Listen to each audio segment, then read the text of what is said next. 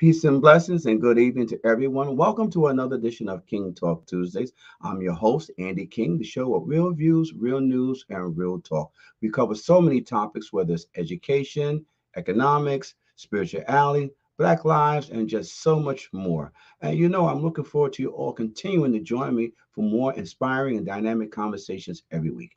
King Talk Tuesdays is streaming live on Facebook on YouTube every Tuesday at 8 p.m. We also air every Thursday on BronxNet Television at 10:30 p.m., as well as Optimal Fios Channel 2136, as well as a number of streaming services, including Roku TV, Amazon Prime, Millennial TV 24, and Clash TV.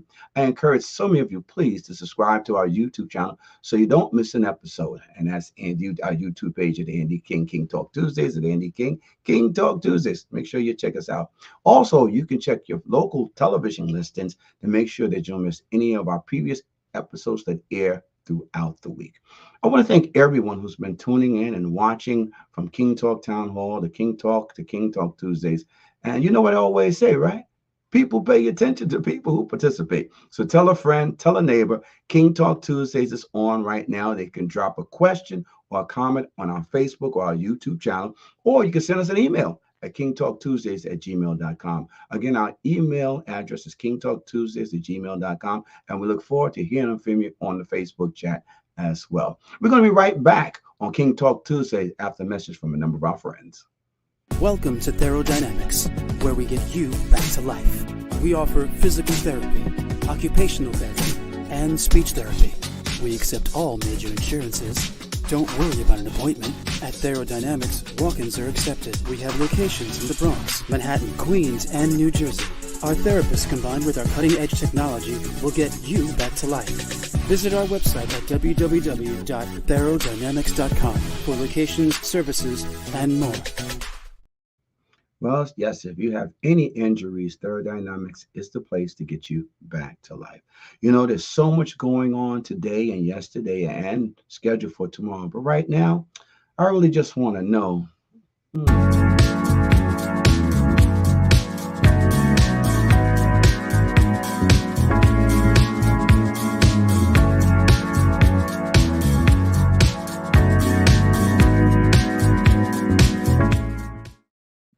Oh, yeah, just to give you an idea of what's going on in the Boogie Down Bronx and beyond. As seasons change, so do sporting activities do. I don't know if many of you saw the Super Bowl. If you are a Kansas City Chiefs fan, if you love the colors red and gold and white, you are just happy campers right now. If you are a Philadelphia fan, you're saying, wow, we made it to the Super Bowl. But it was a great game for many, a joyful and a lot of fun. So congratulations to the Kansas City Chiefs. But what's happening right here in the Boogie Down Bronx, we want to let you know. We're going to bring them on to talk more about this in the near future. Flag football for our children is happening right now. So we want everyone to know about it. The flag football is going to be running from March 26th to May 28th. Games will be held only on Sundays. And teams are available for girls and boys throughout. We just want you to know throughout this whole summer. So you see all the prices that are listed, $150, and no expenses. Experience is necessary. And the location is going to be at Mount St. Michael's. For those of you know where Mount St. Michael's is, on Murdoch Avenue, in the northern part of the North Bronx. So yeah, please, we'll have more information. But like I said, we're going to have Coach Diaz of the Bronx Giants, who are going to be a part of the conversation in the coming weeks to tell you more about how to get your children enrolled in such a great program. Next, we want to let you know that the Bronx Opera House, built as a theater and restaurant in the early 1910s, has been converted into the Opera Hotel. The former theater also served as an entertainment center for Broadway shows and became a major location for growing Latin music scene in the 1950s and the 1960s. The Landmark Preservation Commission held a meeting to discuss the proposition, and the Bronx residents are excited for a borough staple potential becoming a part of history. The commission will hold a follow-up hearing on the proposed designation at a future date. Third, the month of February is Black History Month, quote unquote, even though we'll continue to have the conversation because our story is longer than 28 days. But in celebration of us, one of the things that happened was Afro Day. The Bronx Youth Empowerment Program and residents and young and old folks around all the Bronx and some city had their afros going on, from the youngest to the oldest. Right there in the middle, you see the newest addition of my family, young Maverick, who is here 1 year old, 1 year, 1 month, doing his afro, and you see the Yup members and Sarah King and Mrs. King and Enrique and the Chan. I like Jay. I look at Samantha and Tyler. They're all doing their thing, being a party. You know what I say? People pay attention to people participate. So we want to thank everyone who participated in what we're talking about, Afro Day, from the people, the students and leaders of tomorrow, and everybody who's just excited. We took our pictures, we jumped up and down, we talked about the essence of the Afro in the Bronx Youth Empowerment Program conversation session that Friday, and drop what it means. And as some of the young people learned, and the wisdom that I called from Gma, who was in the house, talked about how messaging was sent through the Afro back in enslavement days, because we want to remind everybody, as we have that deep conversation about slavery in America, Blacks were enslaved. We were not brought here as slaves. We were enslaved, trapped from another part of the globe, and brought here and put into a particular servitude for those who are holding the oppressive wand on this land and soil. So the Afro is a sign of strength, a sign of beauty, a sign of love, and a sign of us, but more importantly, a sign of unity. So, hey, as James Brown said, say it loud, Black and I'm proud. Well, we thank everybody who participated in Afro Day. Fourth, we want to let you know that Mayor Eric Adams announced the first ever Mayor's Office Child Care and Early Childhood Education, led by Dr. Michelle Page. This office will make sure families have access to equitable, high quality, and affordable early education and care. Well, now let's get into tonight's show. For the last couple of episodes, in honor of Black History Month, we've been holding a conversation on the topic of the Black condition. What is the Black condition from yesterday, today, and what will it look like tomorrow?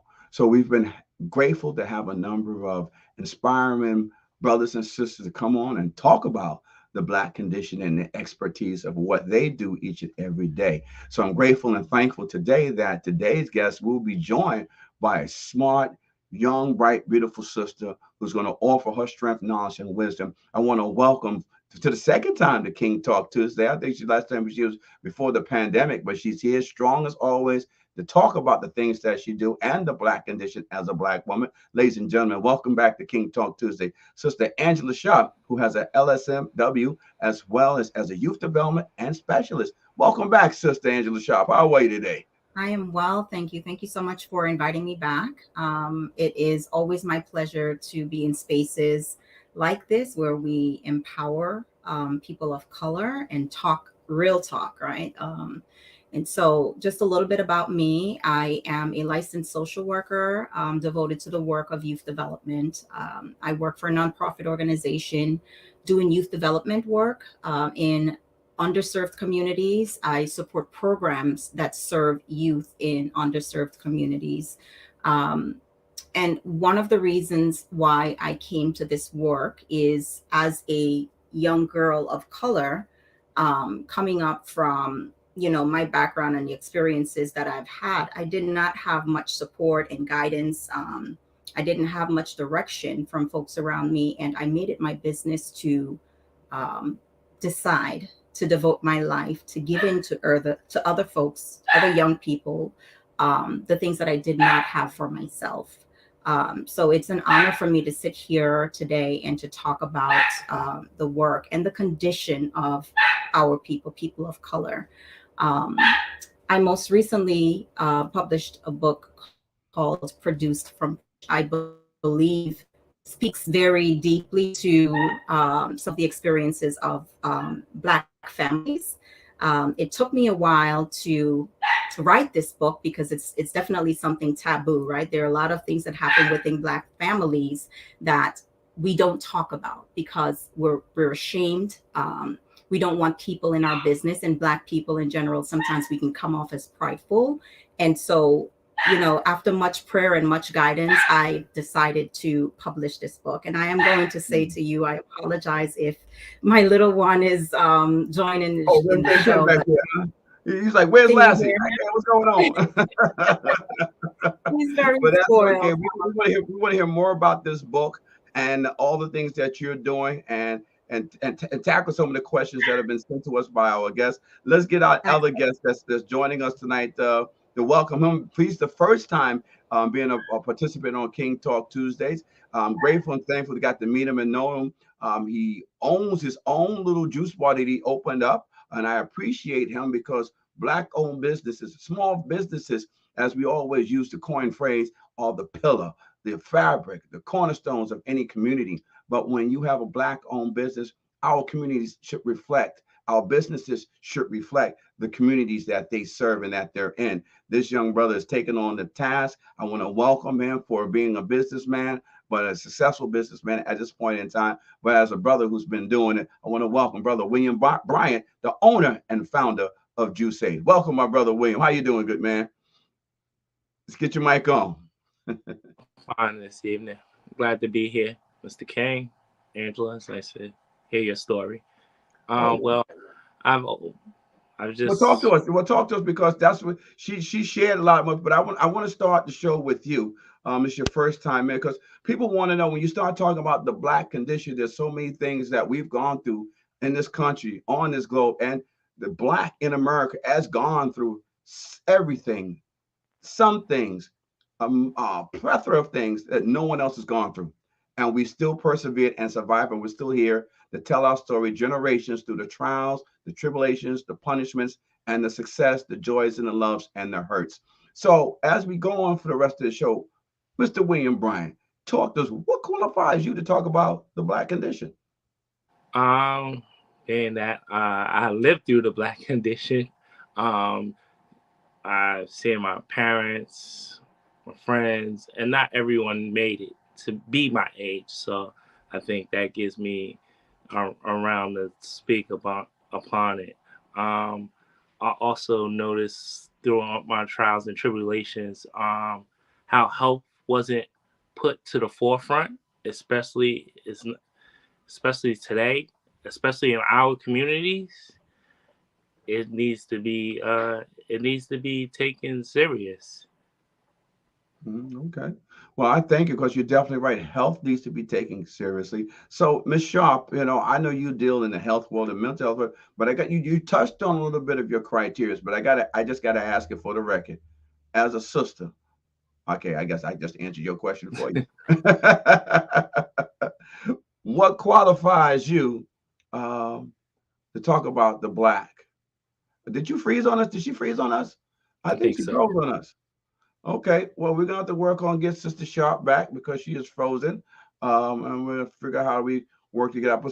Brother Brian, let's talk to you right now because you have started this juice bar. You're doing things about it. So let's talk about it. Can you describe a little bit about the current health state of health and food options available in our Black communities? Well, everybody in my family is suffering from something. And I think a lot of times we don't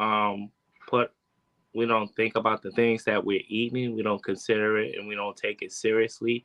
We think of soul food as healthy food or as just a part of us, where we need to take more control of our eating habits and take. Okay.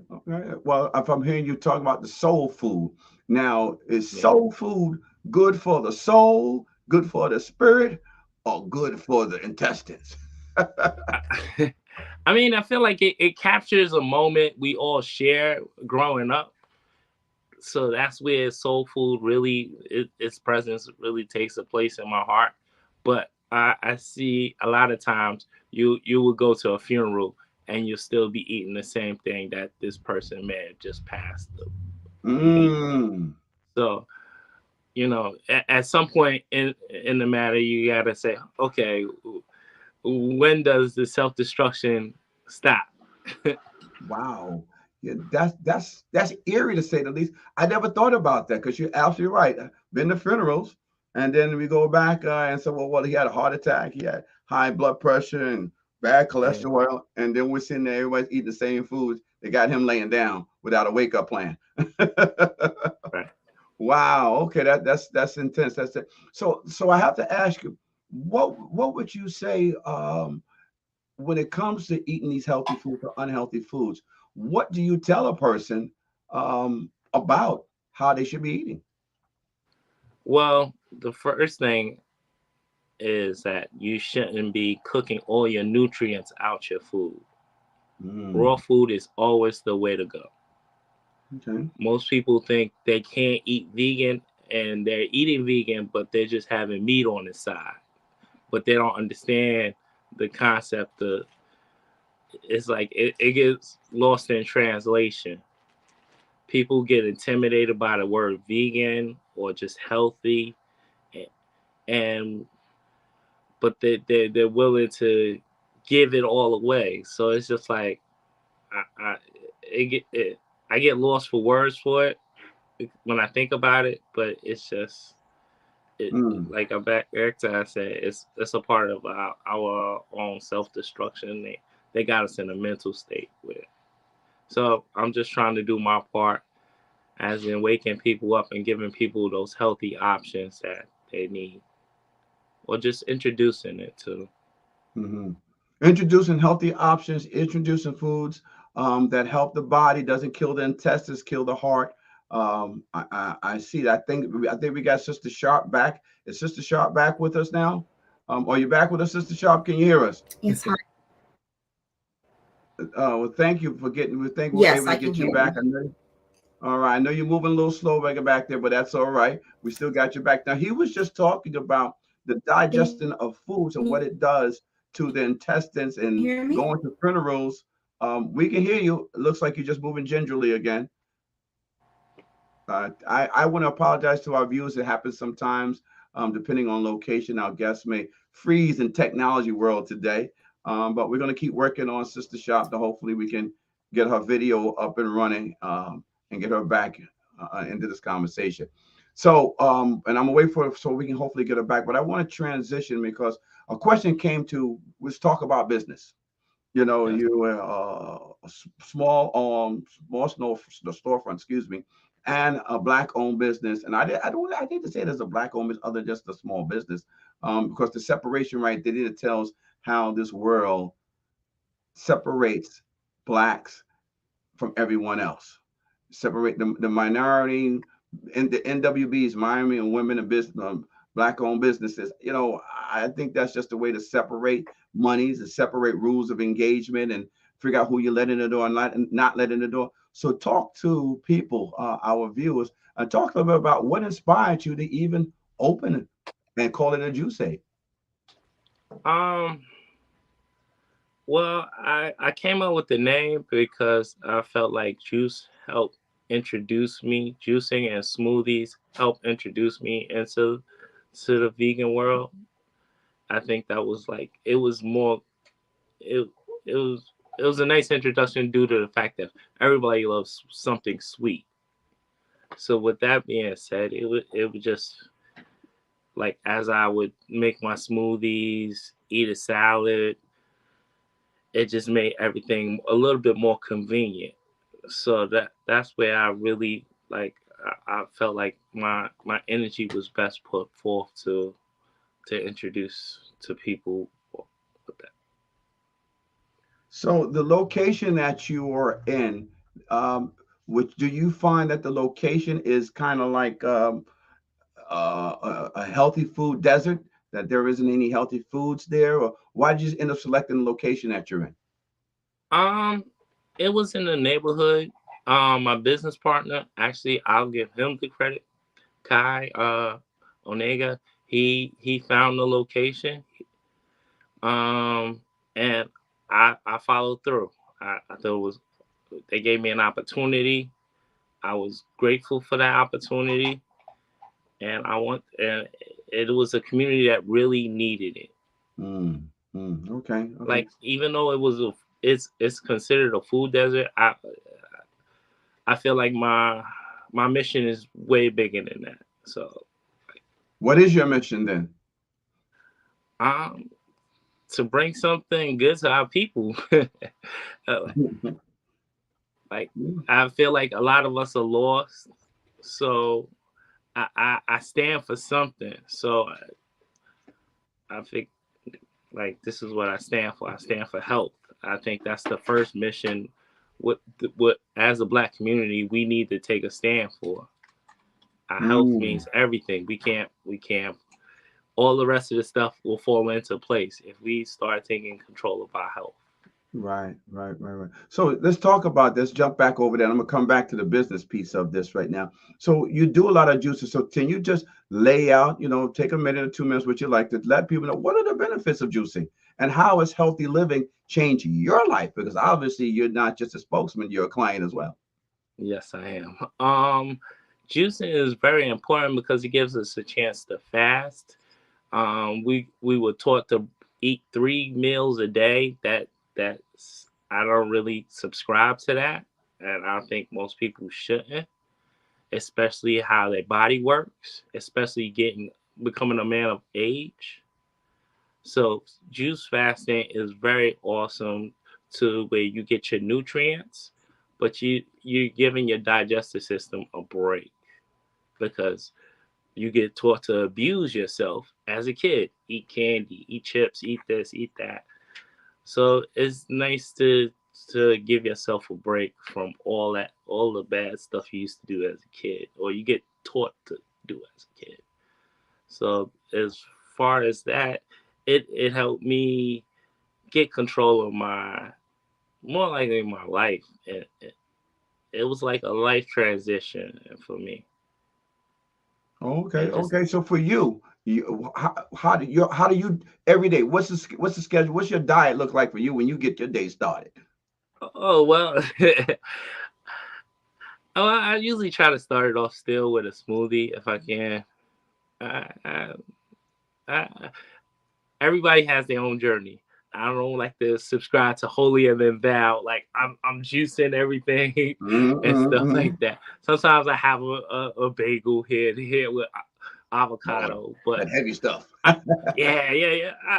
I'm I only subscribe to being Will Bryant. I can't subscribe to anything holier than thou, and I wouldn't I wouldn't tell somebody else to be that way. I Okay. would say learn your body, learn what you can work with. Sometimes you have to take a break from certain things, but watch your progress, and you'll see what your body likes, what your body doesn't like. I was a DJ for over 20 years, and in the DJ world, you drink, and things like that. Now I can't drink. Those days are over. It's like my body. If I even taste it, my body changes. I'm like, oh, and so it's just your body. You have to grow with your body. So Mm, growing that's with your body. I like yeah. that, growing with your body. I think we got Sister Sharp back on, and then we talked about growing with the body, and we're going to change over to the mind because the type of foods that we eat dictates how we talk, sometimes how we feel, how we walk. You just talk about intake of when you put something in your body that your body says, "Hold up, swole up, what you doing?" We got to change the vibe. So, Sister Sharp, talk to us a little about the foods that we eat and how it plays on our psyche. Absolutely. I mean, I am no expert here on the foods and what we eat, but we do know that, it is said that what you put into your body um, definitely sets the tone for your life, right? And so sometimes when we talk about things like self-care, how we feed ourselves is a direct correlation to how we care for ourselves. There's correlation between food and things like depression and diabetes and high blood pressure and all of these different things that we as people of color are very likely to battle with. One of the things that I was thinking about, Mr. King, as you reached out, was around adverse childhood effects and how those things play out in the Black community. We hold so many traumatic experiences that live in the core of who we are. And many of us, people of color, the things that we contend with every day in terms of the state of our mind and mental health um, is a direct correlation. If you really sit with folks and talk to them about what's going on with them, it's a direct correlation to adverse childhood effects, adverse experiences that they may have had in their earlier years that are affecting them in adulthood. And as you know, our systems are not very well set up to make it easy for our people to access care as it relates to mental health care. So there's that. And then there is the cultural aspect of it, where we as people of color don't always see the value in accessing mental health care. So going to sit with someone and talking about what are the things that are coming up for you, the things that are unresolved, the things that are holding us bound. And we don't realize that sometimes when we experience certain things in our physical body, that they're very closely connected to our emotional and mental experience. And so there is 100% a correlation between what we eat, how we feel, and who we are.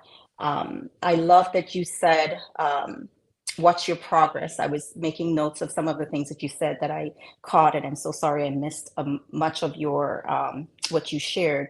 You said, what's your progress? The same is true for your mental health. I think every one of us need to have, just the way you talked about laying out the day and identifying the foods that you eat as you go about the day. What are the things that are energizers as opposed to things that will weigh you down?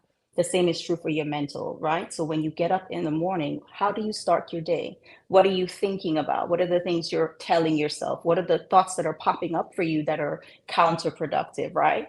Where are those thoughts stemming from? And so you really have to watch your progress by what you think. So your thoughts truly do define your life, 100% define your life. You also shared to be in tune with what your body is telling you. And so when there is sickness in the body, when you're fatigued, your body has physical responses, right? So it shows up as aches, it shows up as intense pain, it shows up as migraines, it shows up as a bunch of different things. But mentally also, or emotionally, when people become anxious, I always say that anxiety is telling a story. There is something that your body is trying to communicate with you. Either you don't feel safe, or maybe something around you in your environment is triggering this response in you that's causing us to feel anxious. And I think post-pandemic, we're starting to realize the true state of our people. A lot of people are dealing with anxiety and depression and suicidal ideation. In my line of work, the numbers are extremely high, right? And so in my work and in my book, I talk about, one of the things that I say very often is commit to your own inner work. As people of color, we hold a lot of trauma, some of it historical, some of it is generational, and some of it are our own individualized experiences that we do not confront because it's too much, it's too hard, it's too painful, or the family might not be ready for you to talk about it, or you're afraid of what people are going to think, or your shame is allowing you to shield yourself from, doing the work and allowing yourself to heal. And it's killing us. It's killing us. It's showing up as cancers in the body. It's showing up as arthritis. It's all of these different things. And if we as people take the time to really educate ourselves about what we're eating, what we're putting in our mouth, in our bodies, as well as what we're thinking, we can choose to lead healthier lives. We can choose to subscribe to a healthier lifestyle. We can't change our past. We cannot change what has happened in our history. We cannot even change some of the things that are happening around us now in our communities. What we can commit to changing is ourselves. We can choose to eat healthy. We can choose to think differently. We can choose to get the help that we need. We can choose to talk about the things that are eating us up inside. Those things are choices. And I think that's where we as people of color can choose to take our power back, because our power it's in our mouth. I like that. I like that. Taking our power back. You shared a whole Absolutely. lot in regards to for us to digest and move forward. But we are at the halftime of King Talk Tuesday, and we're going to come back and share a whole lot more, because this is the time of the show where, as a former basketball player, I stretch and Make sure I got it nice and right. Make sure the jump shot is still flowing. So when I get out there in my Wii basketball, I can still hit the net. You know how we do. But we'll be back with some more words and messages on King Talk Tuesday after a couple of messages from our friends.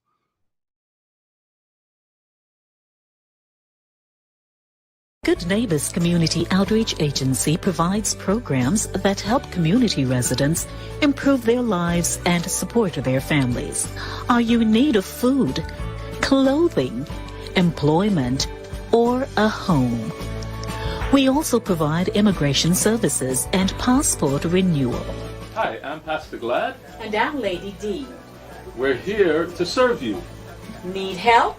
Ask us. You can reach us by calling 718-652-3288 or visit us at gncdcny.org.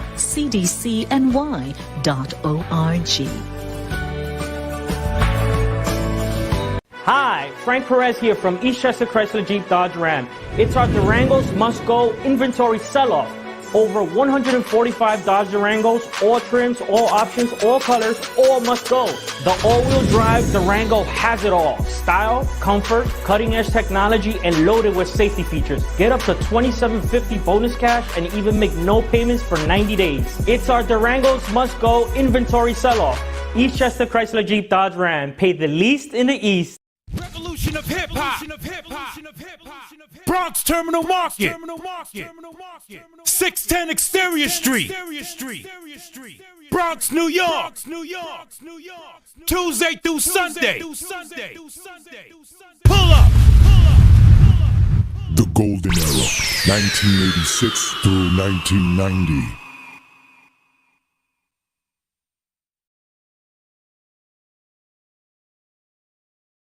Oh yeah, the revolution of hip hop, the 50th year of hip hop is here now. There's going to be so many events that are happening over the summer. So stay tuned. King Talk will be one of those events that we'll be doing on June 3rd as we celebrate the 50th year of hip hop with the 5th year of MC Sha-Rock Day. Stay tuned. That's going to be a dynamic day and Gun Hill Playground on that Saturday. But for all my guests and viewers who are watching, you're watching King Talk Tuesdays, the show with real views, real news, and real talk. We air every Tuesday evening on our Facebook and our YouTube channel at 8 p.m. We also air on Thursday evenings at 10:30 p.m. on Fios Channel 70, as well as Roku Channel 21, as well as Optimal Channel 2136. But we are on Roku Television, as well as Amazon Prime. We're on Millennial TV 24 and Clash 24, Clash TV, just on so many different streaming places. So we want you to just stay tuned. We want to thank everyone who's been tuning in. You know, you can always leave a thought or a comment on our Facebook or our YouTube page, as well as if you want to send us an email address, quote. You can send us something on our email at kingtalktuesdays@gmail.com. Again, you can email us at kingtalktuesday@gmail.com for any questions or thoughts or suggestions in regards to what you're hearing tonight, as we are having the third conversation on the Black condition here, not only just in the Boogie Down Bronx, but throughout the world. You know, our guests were sharing so much good stuff in regards to the Black condition, the mental aspect, the physical aspect. But I just ask everyone during these trying times, you know, for me, things get crazy. And we've all had our trials and tribulations, and we're still going through them. But you got to find that place. You got to find that spirituality. You got to find that something that centers you, that keeps you moving too far to the right or too far to the left, but it helps you stay steady. For me, it's the Most High in Christ. I ask everyone, wherever you are, you know, always look up to the high heavens, and not just or ask for thanks, help, or forgiveness, or giving praise when things are wrong, but when you always, just when things are right, say thank you to a higher power. Like I said, for me, it's the Most High in Christ, always giving praise. So I say a prayer to everyone, for my family members, my loved ones, my community, my friends, my enemies, my frenemies. Just as a human being, sometimes we just got to get out of our own way and let the Most High in Christ handle it. So again, I want to thank my guests for tuning in, and prayers up to the Most High in Christ, and thanking them for allowing us to put together something like King Talk for the amount of years that we've been on the air, having these real views, these real news, and real talk conversations. So again, I thank him and thank all my guests for joining us this evening. So let's jump into the second half with William Bryant, who is the owner of, what's it, Juice? Did you call it Juice Aid? Juice 8. All right. Yeah, well, we want to aid the body, want to aid the mind, because that's what Sister Sharp works on, aiding the mind. And I know you have a book that you just put together. You got out there as an author to talk about the Black condition, but for all our viewers, because we do air not only just in the United States, but we're in Nigeria, Dubai, China, we're across the globe. So we want everyone to understand when we're talking about the Black condition is one that's been full of strength, full of beatdown, but we still persevere. So everyone can always take a page of the Black condition to understand that the conditions that we go through are conditions that all go through, conditions that we all fight through and push through. Ours is magnified to the 10th power, and that's through the spiritual words in the Bible, but I won't go there right now. But one day we will have that talk about the statutes and commandments and the violations and the trials and tribulations. But trials and tribulations are part of the Black condition. So, Sister Sharp, can you just jump in and talk about your book as you relate the Black condition to some of the trials and tribulations that we experience? Yeah, absolutely. So my book is titled Produce from Pressure.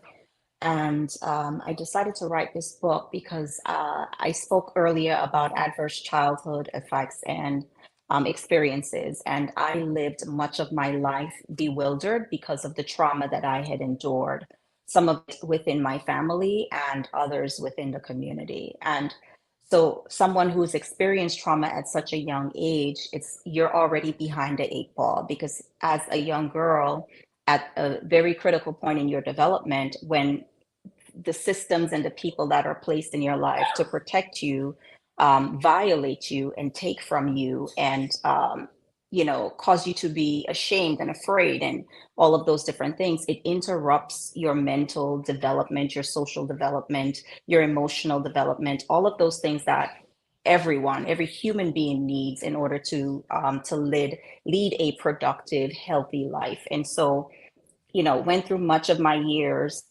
just trying to figure out why I even was on this earth and, what I was called to. And one of the things that is very prevalent in Black families, Black community, is the secrecy. We don't talk about it, right? It happened, and we don't talk about it.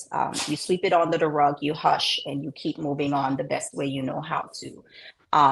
But I think one of the things I knew for a fact for me when I tried to identify purpose in life was I needed to be someone, be a voice to break that silence within my family and ultimately within communities and as a whole, right, for people in general, because the numbers are higher in Black community. But when you talk about trauma, sexual, emotional, physical trauma, these numbers are, severely underreported and not talked about because of shame, mostly because of shame, right? And so after writing this book, the purpose of me writing this book was to bring about awareness and empowerment that there is life after trauma. So in the book, I talked about the effects of trauma. I talked about my own personal experience and the way it damaged me. I talked about my struggles very openly and transparently, and talked about what is the process of moving from trauma and PTSD to post-traumatic growth, right? You talked about people of color, that we are identified for our strength, and we do have the strength to overcome, and we do have the strength to grow through our experiences and through our pain. But it takes your voice. You have to get to the place where you can develop the courage enough to say, this happened. I'm not defined because of my experience. And a lot of what we see in people that are walking around broken is because they have gotten to the place where they define themselves based on the things that have happened to them. And that was me for a very long time. So you see me now as a licensed social worker, as an author, as someone who's doing the work in the community, but it took me a very long time to get here. There were many battles I've had to fight mentally, physically, emotionally, spiritually. There were many, many battles. And I have a secret for you. These are battles that I'm going to be walking out for the rest of my life, right? Because when you've had these deeply seated traumatic experiences, you dig away at them bit by bit. All you need to have is the courage to endure, the courage to choose to get up every day and to heal yourself, because we do have the power to do that. Mr. King, you mentioned earlier the importance of being anchored in faith, and I'm 100% a person of faith and attribute much of that to my healing process. And so I think for me, what's really important first is a commitment to healing, right? I think we as people have to want to heal. We have to want to get out of our current situations and get to the other side of the fight, right? Because it is a fight. It's a daily fight. We have to want to get to the other side of the fight. And how do we do that? Commitment, our daily walk, our process, checking in with ourselves daily, identifying our supports is very important. Well, I like the way you broke it down. And the thing is, I say two things to things that you've just shared. When we start talking about the Black condition, I want our viewers to understand the Black condition isn't all about the white oppressor, what the white oppressor or the oppressor or the system of oppression has done to us. Sometimes that same oppressor or that same oppressor system is right in the same household that you're in, the same community that you walk around in. The values that you hope that will guide you and lead you can sometimes fail you. That is the condition of the Black man or the Black woman, and understanding how we survive and persevere through it. I got to give you credit, sister, because you see, we asked you at the beginning, what qualifies you to talk about the Black condition? And I got to say to you, to anybody, if you haven't gone through anything, you can't talk about anything.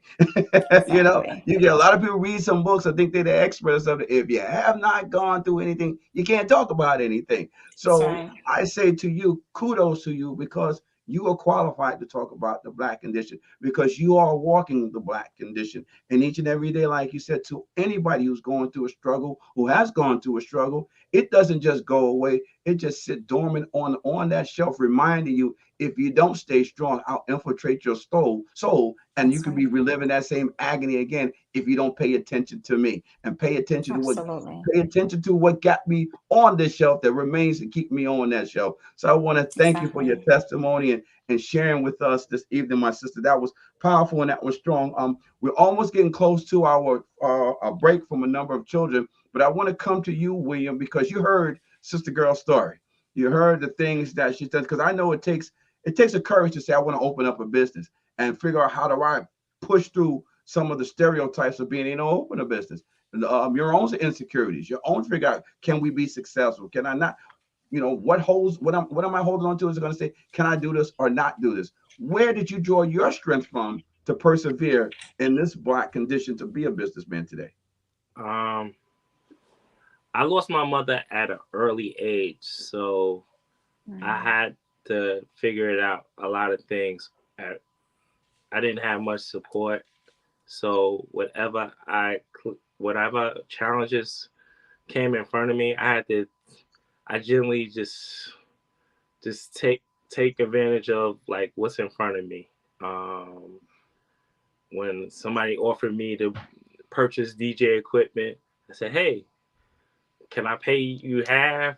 Like, I did what I had to do to get into where I needed to be. So just like when I wanted to start a juice aid, I was planning a trip, and the trip was really expensive. And I was like, why would I spend a certain type of money just for a weekend where I can start a business and do something worthwhile for my community, So it was just like, I've always looked at opportunities and tried to take advantage of it.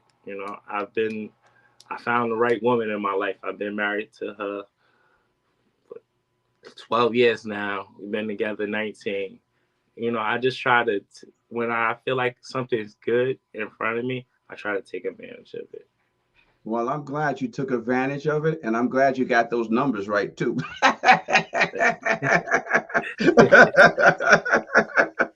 Well, speaking of numbers, I want to take a break right now and let you hear a message from a youth program that's been doing it, going into its 18th year. We'll be right back from a message from the Bronx Youth Empowerment Program. The Bronx Youth Empowerment Program, YEP, is a youth organization that has served the Northeast Bronx for 17 years. During our tenure, we have provided recreational and educational forums that have nurtured the growth of many youth in the community. YEP has also serviced hundreds of youngsters around New York City. YEP's target audience is youth from the age of 11 to 18 with the goal of helping youth become productive adults.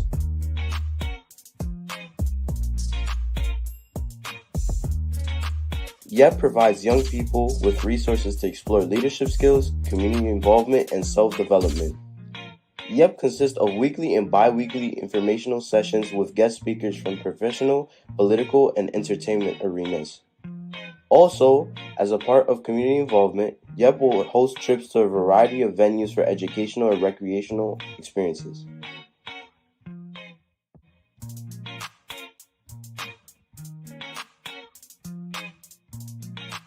As we continue to partner with other local organizations and serve our community, we will strive to unite and develop the youth in our community.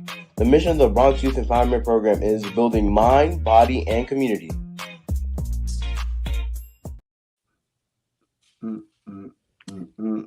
I just love that. I just love that. 18 years, my wife and I have been doing it. We've been on the grind.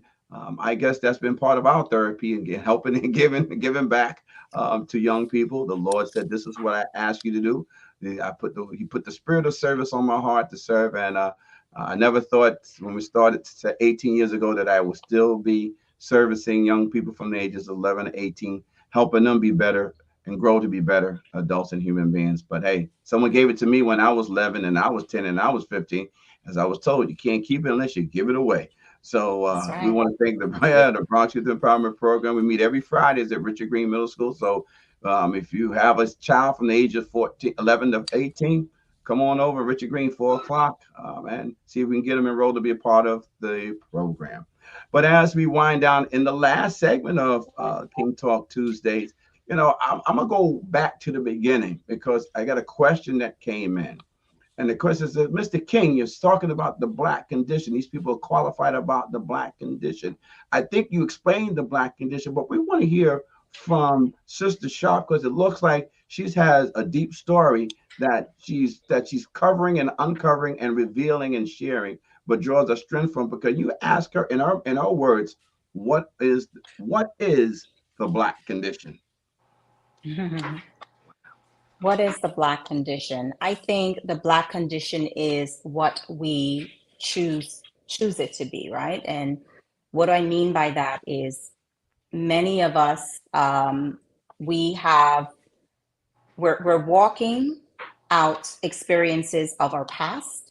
We're walking out experiences that our ancestors have had. We are present day walking out experiences where we're fearful, even on our own streets with our children. And we hold those things, right? And so we have to choose who we want to be in the midst of all of those things. And so I appreciate your question, and I thank you for throwing it to me. The Black experience for me is my choice to stand up in the midst of everything. I have come to realize that there are things that I cannot change. There are things that we cannot change. There are things that will continue to happen that we don't have the power to change, but there are some things that we do have the power to choose to stand up in and to take our power. I referenced earlier, taking our power back. And I think part of taking power is having ownership. I think we have to own who we are and not allow our experiences to become our weakness. We cannot allow what has happened to us, what has happened around us, what has happened to our families and our communities. We cannot allow those things to make us weak. We have to choose to allow them to empower us and to become strengthened. And, Mr. King said it very well. You don't keep, when you hold on to these experiences, the Black experience, whatever it is for you, you're not doing anyone a disservice, yourself or others, when you hold on to it and do nothing with it. So I believe my Black experience, if I can personalize it, my Black experience is choosing to take the very, very traumatic, difficult things that I've experienced and speaking it, releasing the shame, taking back my power and saying, I'm okay. I can stand up despite all of these things that I've been through, and I can empower a next generation. I can empower other women. I can empower other people that have experienced the same thing and have not yet identified their strength. So that is my Black experience. It's a choice. Do I choose to be a victim? Do I choose to be victimized? Do I choose to really relive these experiences from what perspective, right? I think those things are a choice. So the Black experience is choosing your position of power. And my personal position of power is to speak my truth and to release my shame and to commit to the inner work and walk it out. So commit to my mental healing, commit to the things that choose to keep me bound, or if I let it, right? The intrusive thoughts, the thoughts that I'm not good enough, the thoughts that I'm never gonna be amount to anything, the thoughts or the feelings I have when I'm around my white counterparts where I feel inferior. Those thoughts that come up for me, I have to choose to defeat them and to move forward despite them. And so that is my response to the Black experience, is taking my power, using my voice, speaking the truth with vulnerability and walking it out. Well, they're saying amen to that. Okay, amen to your explanation of what the Black condition means for you. Now, Mr. Brian, I know you was over there smiling. You said, "Wow, that was a deep question." Now, you are a businessman. I'm gonna go back to you being as a Black man. You have experience of, I always loved my mama, but I know how tough it can be to grow up without mama around. Equally important is having your father around, because as much as I love my mom, I'm glad my dad is around, because he taught me how to grow up to be a next generation of a king man, not just any other way. Because as I always said, everyone, your first experience with the opposite sex is your mama, if she's around. And the first experience for a girl, for the opposite, is the dad, if the dad's around. And if dad's getting it right, the little daughter's not going to pick some knucklehead with his pants falling down. And and if mama's getting it right, he ain't trying to get no loudmouth cussy girl who ain't got no manners and etiquette. So I say to you, my brother, you talked about your mama transition early on you. How did that allow you to shape your Black condition to persevere? The way I shaped my Black transition, I understood that at first I had to understand that about life and death at an early age. And I didn't take for granted my role models, because my father wasn't there. He wasn't around also.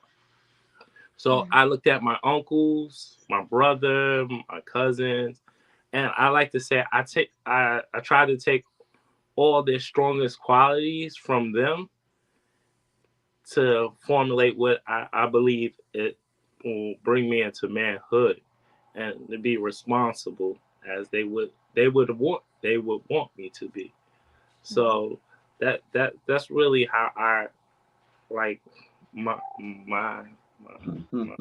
Black experience was formulated through my Black role models, the males in my life.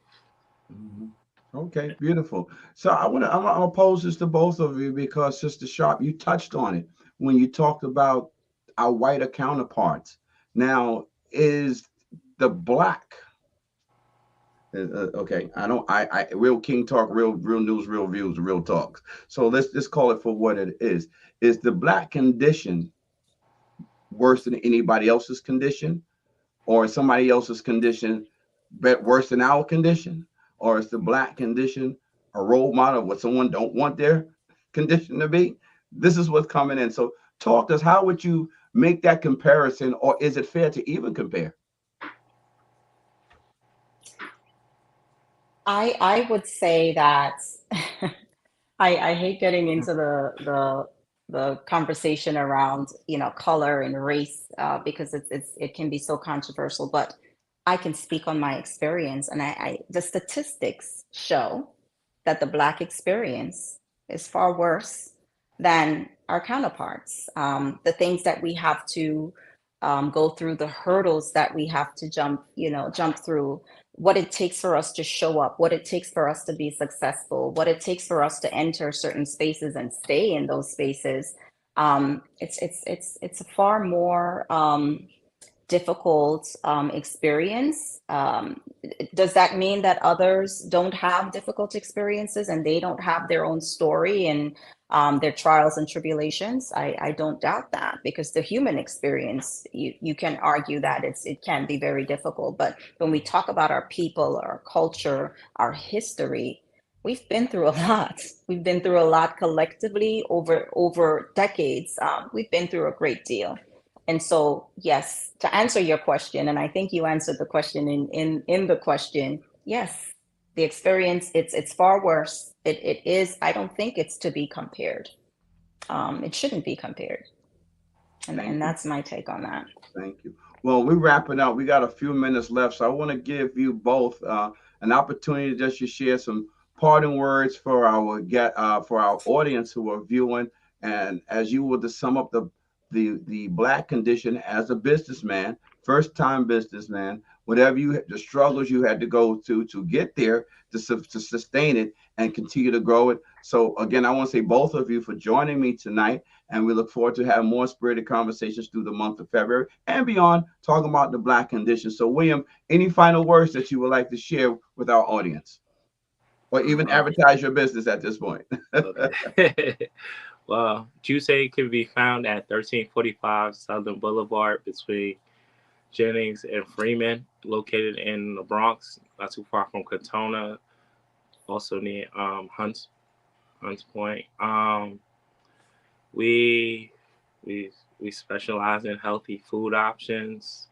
I like to say this is an introduction to veganhood, or veganism, whatever you want to healthy eating. Raw food is always the best way. My experience, don't give up.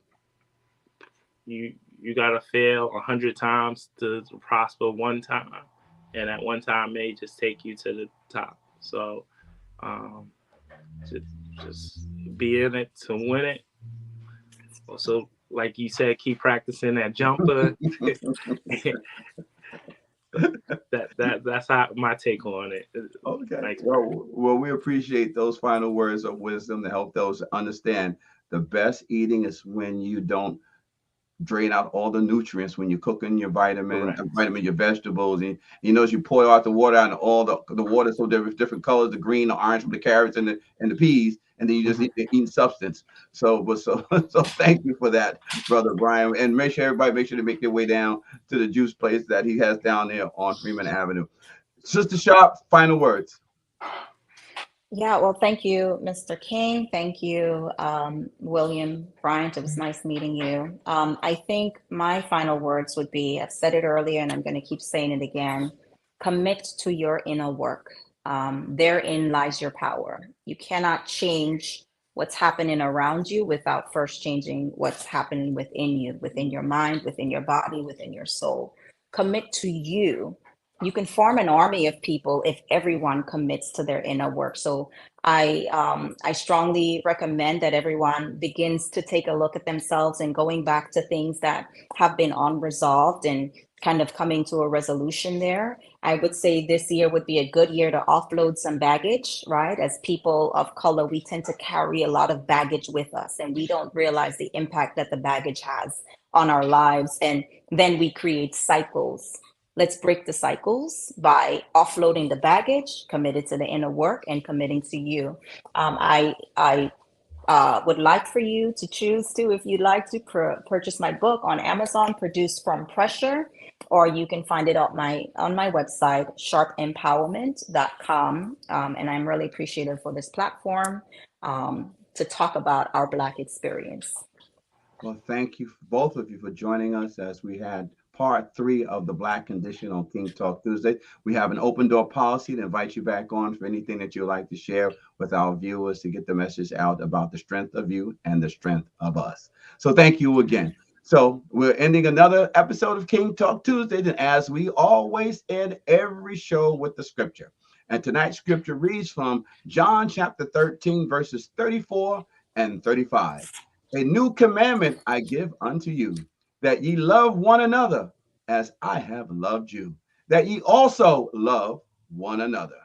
By this shall all men know that ye are my disciples, if ye have love one to another. No one told you today? God loves you, and so do I. Your friend, your brother, and your neighbor, Andy King. Peace.